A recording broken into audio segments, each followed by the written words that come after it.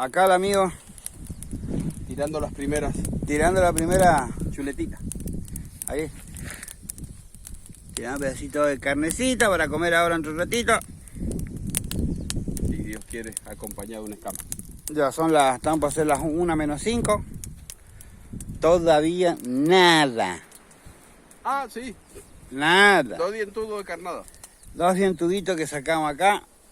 Nada. Ni un pique. Lo único que hay mucho es lombriz. Digo, mosquito. Mosquito como para encarnar 2 veces. Y el amigo mojando ahí la garganta. Un poco de Pepsi. Ah, me equivoqué. Era Pepsi. otra cosa. Sí. Mira, vamos amigo. ¿Vio? Así que bueno, vamos a terminar de comer y luego nos vamos para Casuche. Salimos una pesca rápido y bueno, pero lo que se rescata acá es el lugar, un lugar muy lindo. El lugar está muy lindo, muy agradable. Está lindo la vista. Pero bueno, la pesca es esto.